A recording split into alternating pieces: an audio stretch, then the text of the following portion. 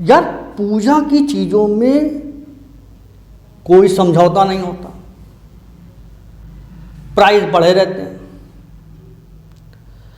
यही नहीं, जो फल होते हैं जैसे ये, इसका यूज होना है, बरगदाही में यूज होना है। जनरली जो खरबूजा होता है वो 20 से 40 के बीच में मिलता है। अब भैया ये वाला खरबूजा जो है वो 80 रुपए में मैं खरीद के लाया हूं। और यही नहीं, उससे हमने कहा इतना महंगा क्यों, कहेगा कल लोगे तो तुम हम 150 रुपये में देंगे। तो ऐसा क्या है जो इतना ज़्यादा प्राइस बढ़ा देता है? आप सभी को मालूम है कि यार डिमांड बढ़ गई, ऐसी तो बात है, जनरल सी बात है, ठीक। डिमांड बढ़ गई या सप्लाई रुक गई, ये जनरल सी बात है। अब कहोगे जीके टू जीएस में इसका क्या, कौन सा वहाँ कौन स्पेशल बताए दे रहे हो? बताएंगे, परेशान ना हो। तुम लोग नाराज होने लगते हो बड़ी जल्दी। देखो समझाने वाली चीज़ें हैं वो समझ लो। क्वेश्चन अगर ये आ जाए कि प्राइस के इंक्रीज करते समय, यानी जो प्राइस इंक्रीज करता है तो डिमांड कर्व किस साइड मूव करता है, राइट और लेफ्ट, बस मामला फंस जाएगा।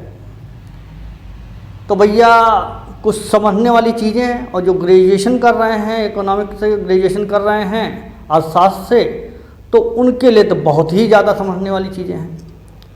तो देख लो, हो सकता है कुछ अच्छा मिल जाए, ठीक है। तो आइए डिस्कस करते हैं वो दो फैक्टर, डिमांड और सप्लाई, जिस पे ये किसी भी कमोडिटी का प्राइस डिपेंड करता है। यानी जो डिमांड और सप्लाई है वही प्राइस डिसाइड करते हैं मार्केट में किसी भी कमोडिटी का। चलिए साहब, तो बात हम लोग करेंगे डिमांड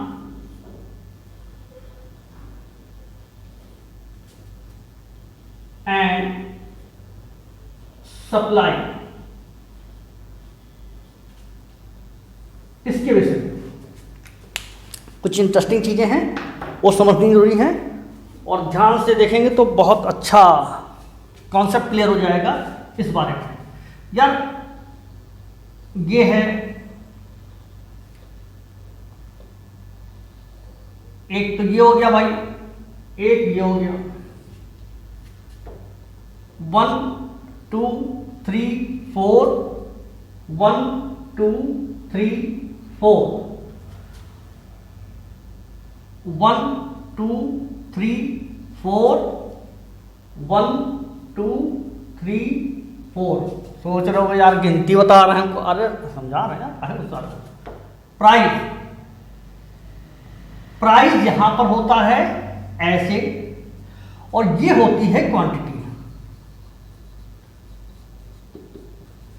दोनों केसेस में, ये क्वांटिटी और ये प्राइस, दोनों केसेस में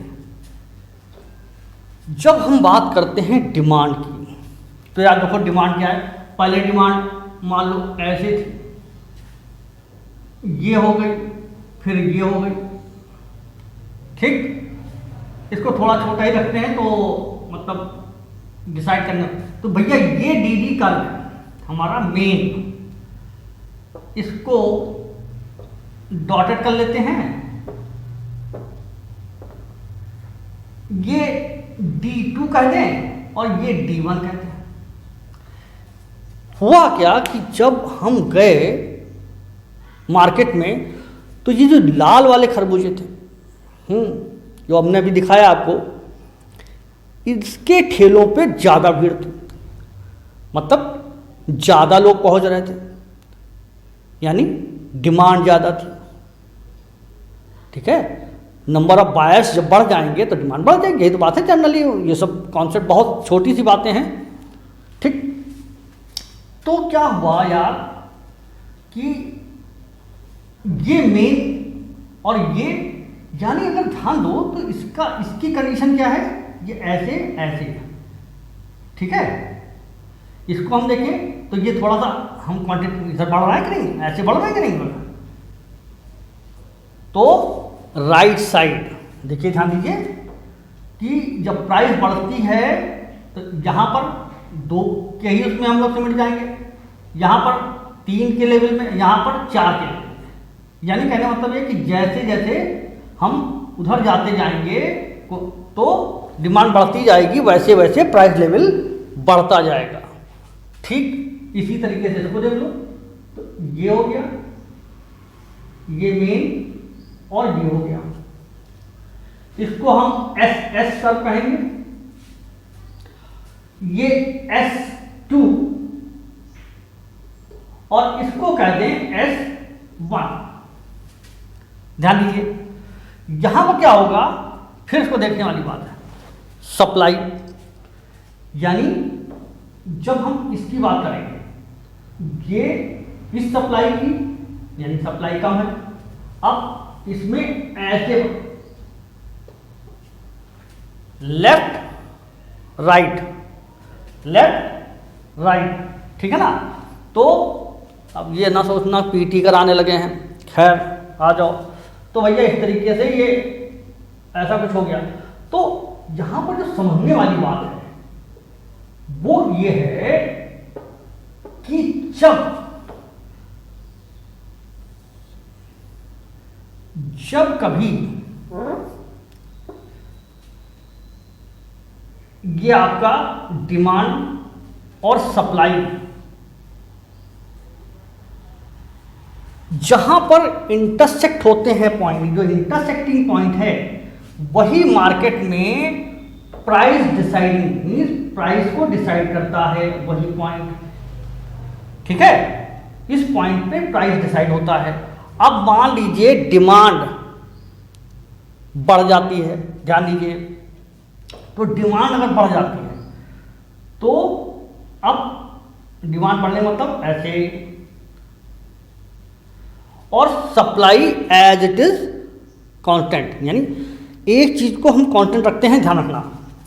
तो ऐसे क्या हुआ कि अब ऐसी स्थिति में क्या हुआ कि अभी ये जो है, इसको ध्यान दीजिए, हम इसमें ना भी लिखें, जनरली अगर इसको देखो तो अब इंटरसेक्टिंग पॉइंट ये हो गया, यानी अब क्या हुआ, अपर लेवल हो गया, ये प्राइस है और ये क्वांटिटी, ठीक, अपर लेवल हो गया कि नहीं। अब ये इसका लेवल प्राइस बढ़ गया कि नहीं बढ़ गया। ठीक इसी तरीके मान लो डिमांड कम हो जाए, ये कुछ ऐसे हो जाए, ऐसे सप्लाई एज इट इज, तब क्या होगा कि ये जो है, ये प्राइस घटा। ऐसा ही कुछ दूसरे केस में होता है कि जब इसको देखो, ध्यान दो, दूसरे केस में इधर बना दे क्या, ऐसे ही कुछ। अब सप्लाई की बात करते हैं, देखो ध्यान दो, सप्लाई की बात करते हैं तो अब ये हो गया सप्लाई, ऐसे ये सप्लाई है, ठीक।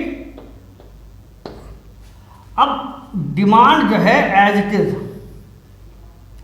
मान लो अब क्या हुआ कि सप्लाई, ध्यान दीजिए राइट वर्ड, ऐसे बढ़ेगी ऐसे कम होगी।